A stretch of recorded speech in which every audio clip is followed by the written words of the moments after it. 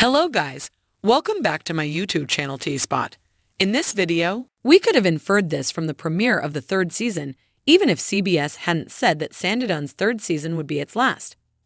This episode suggests that the season will focus on making things official and, most importantly, matching characters in a manner typical of Jane Austen, or at least related to Austen.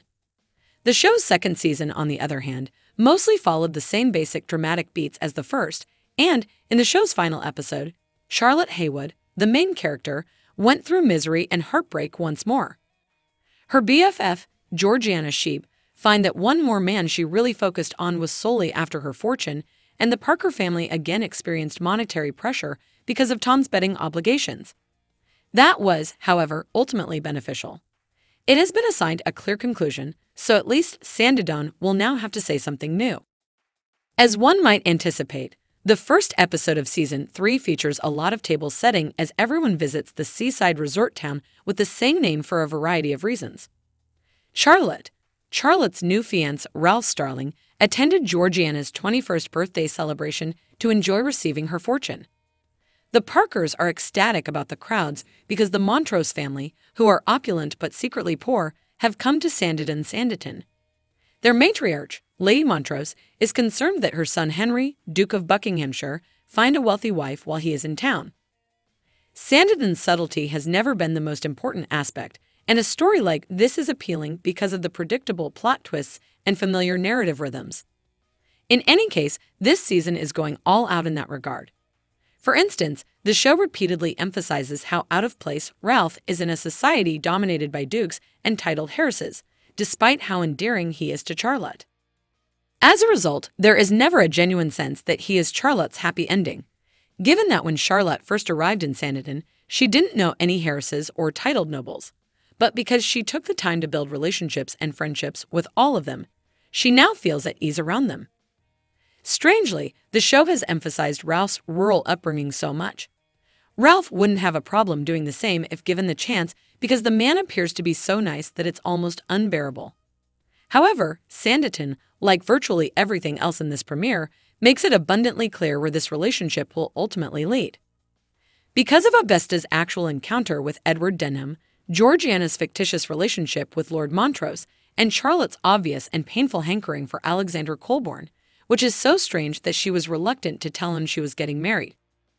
The course that will take the season to its conclusion is almost immediately apparent from the very first moments of the season premiere. They even acquaint a person with supplant woman Denham. I mean, it seems like the beach is the most romantic place on earth. It's disappointing that some of Sanditon's best characters won't appear in the show's final season. These include Charlotte's sunny sister Allison, who enjoyed the show's soulful romance in the previous season, and Esther Denham, who is deliciously prickly. However, these characters seem to have been replaced by the Montrose family, a social climber stereotype. By Augusta, whose expanded role is lovely on its own, but the show seems to have chosen to place her in Edward Denham's sphere of influence, which is terrible. Depending on how everything plays out, it is unclear how many viewers were fervently hoping for another attempt at a story about Edward's redemption or another glaring example of how terrible he is. Sincerely, it is mildly amusing to observe him being denigrated and forced to listen to sermons about accepting God's love and preserving his soul. However, it is exhausting to see how his body reacts when he learns Augusta has money. Do we need to see another cute young lady surrender to this man's debased charms? Here, we're hoping that she will spot his arrogance and either cut him off or put him in his place. However, it breaks my heart that Augusta would have to spend the entire season in this awful man's sphere. When it comes to bad guys, Alexander Vlijos returns as the horrible Charles Lockhart, the tortured con artist who tried to get Georgiana to marry him the season before. Because he is Georgiana's cousin, it would appear that Lockhart has turned to the legal system and is suing her for all of the money she has recently acquired. He believes that he should have been able to obtain her wealth through romance, but he has failed to do so. Georgiana, on the other hand, hasn't been able to find her mother, who is remarkably alive, or understand why her father said she was dead. Nevertheless, it would appear that the threat of her daughter losing everything would be sufficient to finally bring her out of hiding. Next, there are the Charlotte and Colborne of it all.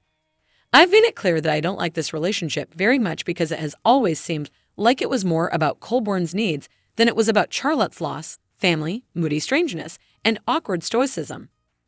After all, he is the one who ended their relationship professionally and personally, and he never really seemed to care about Charlotte's specific problems or complaints.